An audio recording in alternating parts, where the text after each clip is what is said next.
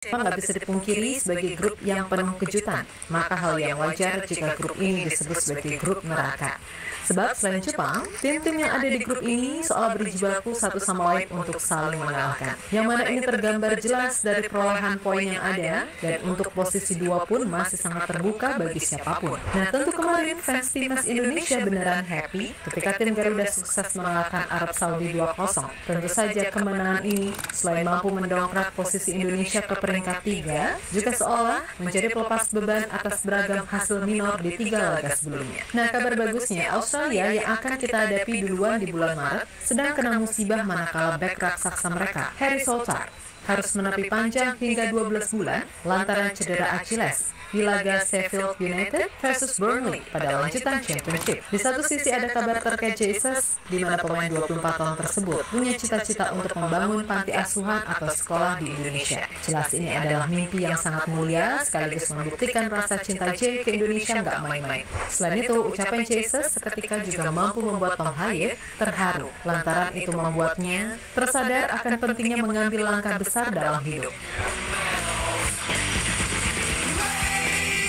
Seputar Piala AFF, kita nggak boleh lengah kalau Maret dan Juni 2024 nanti, timnas Indonesia masih punya 4 laga sisa di round 3 kualifikasi Piala Dunia. Tentu saja harapannya adalah kita bisa meraih minimal 7 poin untuk mengamankan posisi 3 atau 4. Akan tetapi, melihat gimana perkembangan yang ada, termasuk adanya pemain baru, maka meraih 9 poin untuk mengamankan posisi 2 bukanlah hal yang mustahil untuk diraih.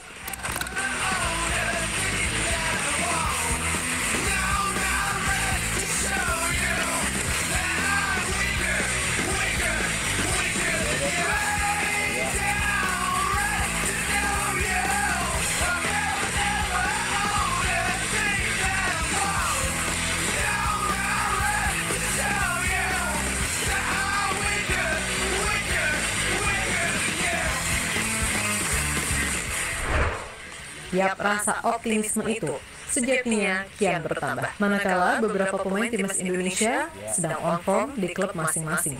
Ragnar Oratmangun yang udah mulai lebih sering dipercaya tampil di FC Vidender. Uniknya, Ragnar kelihatan banget lebih terlihat ketika main sebagai winger ataupun gelandang serang. Jelas hal ini pastinya akan membuat Coach Shin punya lebih banyak opsi, mengingat di posisi nomor 9 nanti kita 99% akan punya sosok Oli Romeni sebagai goal getter. Berikutnya ada Sandy Walsh yang kembali dipercaya sebagai starter setelah cukup lama berada di bench. Lalu Eliano Reinders juga berhasil mengambil lagi posisi inti, dan harapannya di TC berikutnya ia bisa mendapatkan kepercayaan lebih dari Shin Taeyong. Adapun pemain-pemain seperti Tom Hayek, Kelvin Verdong, Kevin Dix, Smith-Silvers hingga Martin Pals yang emang udah konsisten, tentu saja ini menjadi alarm bahaya bagi tim-tim seperti Australia, Bahrain, dan juga China. Karena bila mereka main untuk timnas yang dalam keadaan on fire, ya udah mainnya bakal enak, baik dalam kondisi fisik ataupun mental. Nah, situasi ini jelas berbanding terbalik dengan salah satu lawan kita, Australia. Dikutip dari media Australia, news.com.au,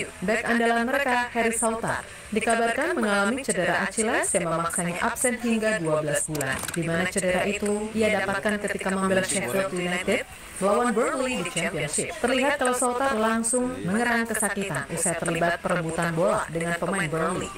Harry Souttar mendapat pukulan telak dengan bek Socceroos harus absen hingga 12 bulan setelah mengalami cedera Achilles, tulis media tersebut.